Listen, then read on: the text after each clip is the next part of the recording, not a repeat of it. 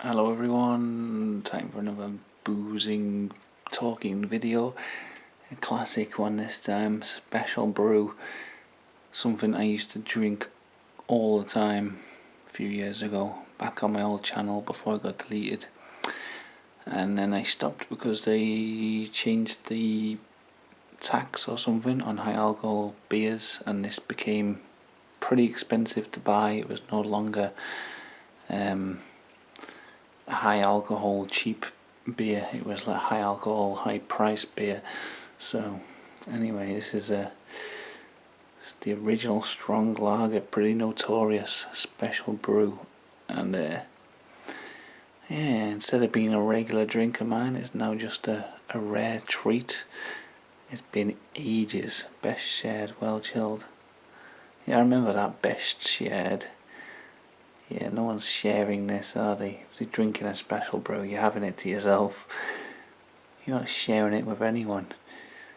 A Royal Danish Court, Carlsberg, Copenhagen.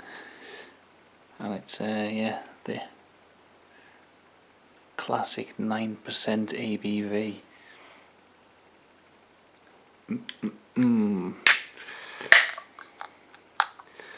I don't know if you can see that little Special Brew twinkle in my eye. Like returning to an old friend, this is.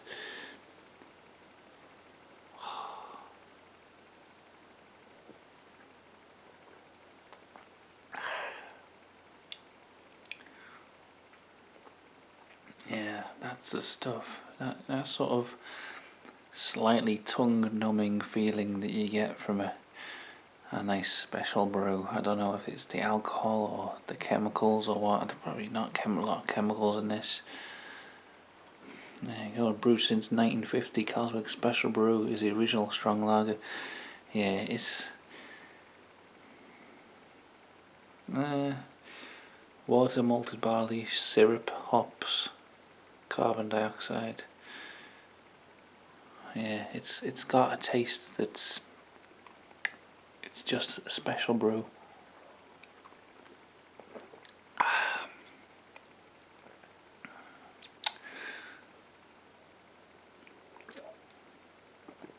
None of your other strong lagers taste like this, and they all have their own particular qualities, but Special Brew.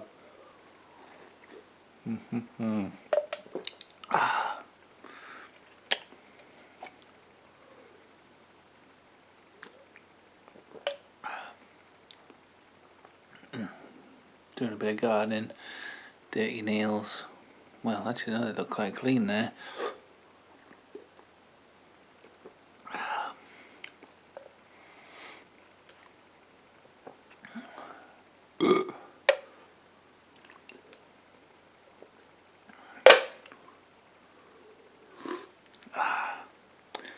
Stuff does send me to sleep though. I've always noticed if I have just like a can of it and then just don't have anything else, I'm just fall asleep straight away. It's one of them ones where you've got to commit to the night.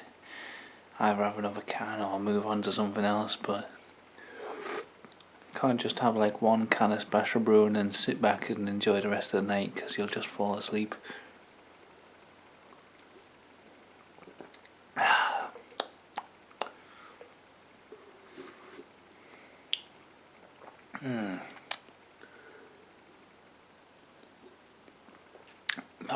Not a lot to say again this week. Not done much. No. Being in work. That's about it. Actually, I haven't been in work apart from one meeting when I had to be up early, and then I'm in work tomorrow, and that's it. Shit, I'm looking for another job because I'm getting like 2 shifts a week, 2 or 3 shifts a week. It's like I can't live off that wage, really. I've applied for a job which would be like, I've just applied for like a full-time job which would be my perfect job. Like, it's in a place where I don't really like talking about work on this channel, just in case like people get linked to it who might like hire me for a job and see me as the drunken waster that I am. But yeah, it's the kind of place where go a lot and have a strong interest in, and just would be amazing to work there. So, but it's the first job I've applied for properly in months and months.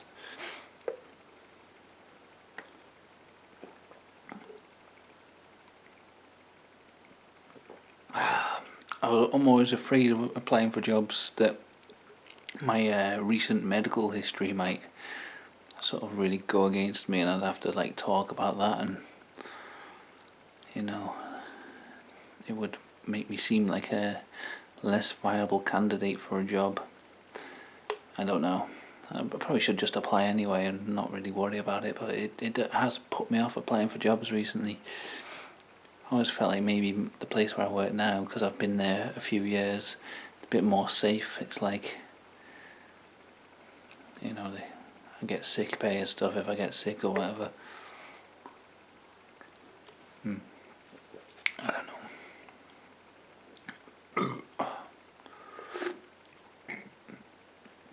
Been reading. I said I was going to try and read more books. I actually read an entire book in 2 days. It's actually quite a short book, but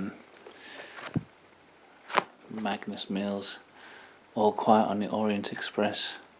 I enjoyed it quite a lot. It was recommended to me by someone on Vote, where I was talking about Franz Kafka, The Castle. One of the best stories I've read, The Castle by Franz Kafka. It's amazing. And I was talking about how much I liked it, and someone said, check this out. And it's like, I can definitely see the similarities.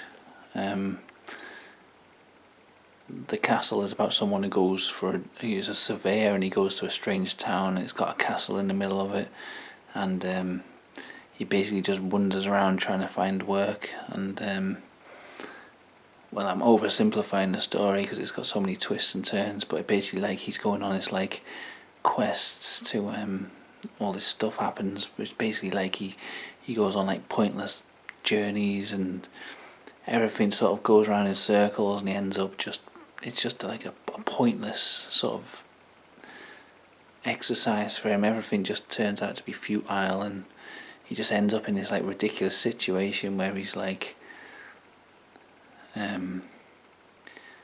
just sort of not doing the thing he went there for, and just I don't know. I can't really explain the story. You got to read the Castle of Franz Kafka. But someone recommended me this, and it's like a light-hearted British version almost. It's a guy is camping in the Lake District, and then he decides to stay a few more days after all the other campers have gone home, and he gets roped into painting someone's fence, and then that leads to him doing another job, and it's basically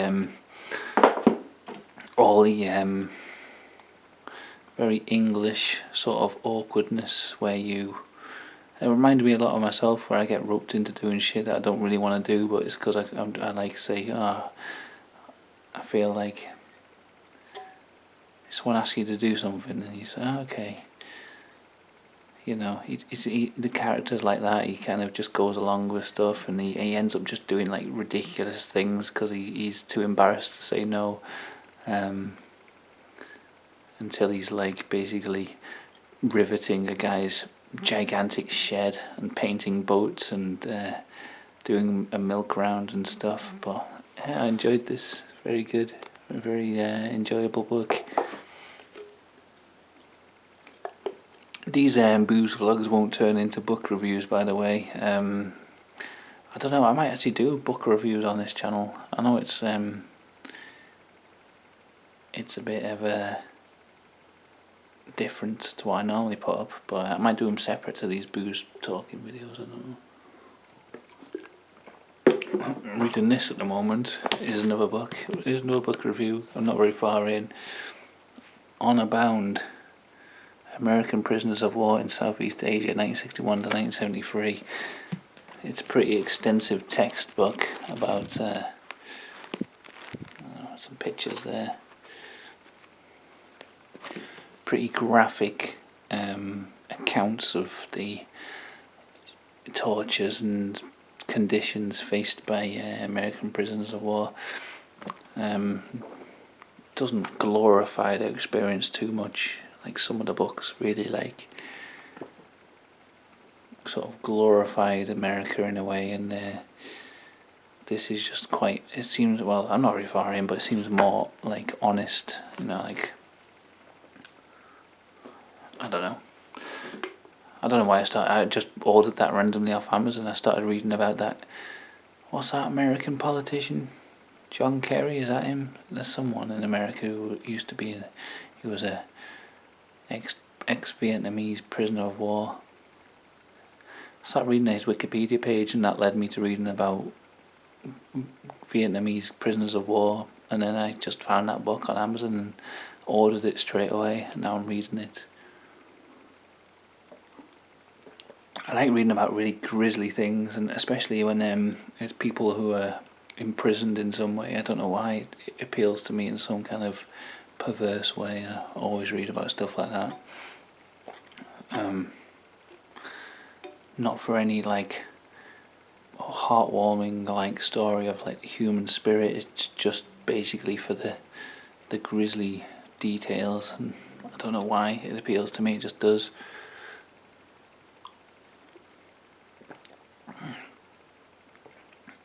Yeah, I've started getting into, well, I didn't really get into the writings of Peter Sotos.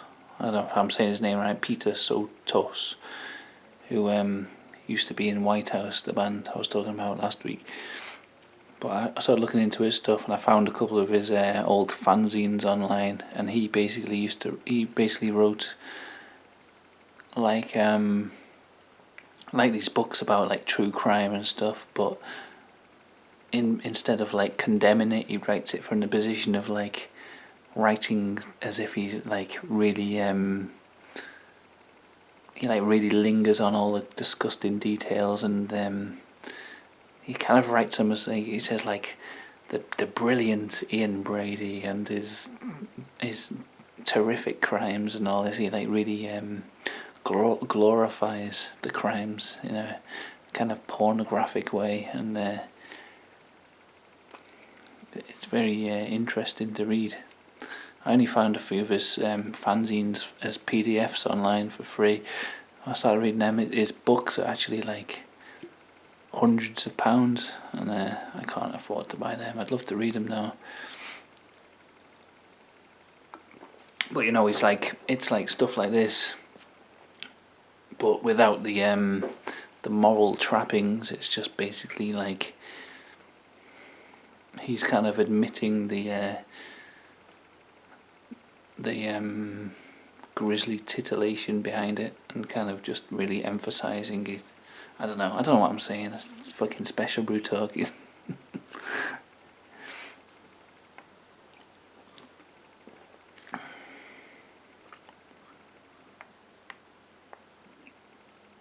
I think he got banned from writing as well, Peter Sotos, or Soto, however you say his name. He in the 80s he got banned from writing because of this stuff he was writing was so disgusting. The stuff that I read was pretty brutal, I thought.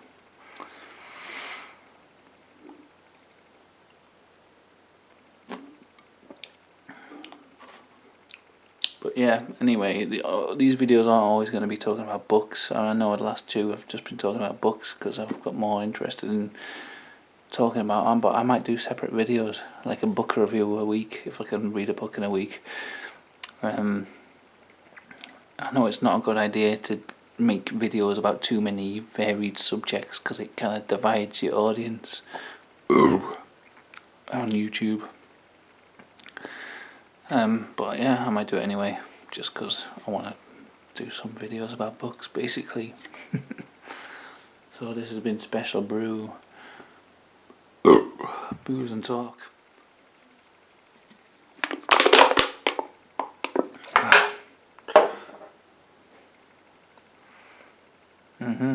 Very nice, delicious drink, and the pleasant warming effects are already taking their, well, whatever the word is, going through my bloodstream.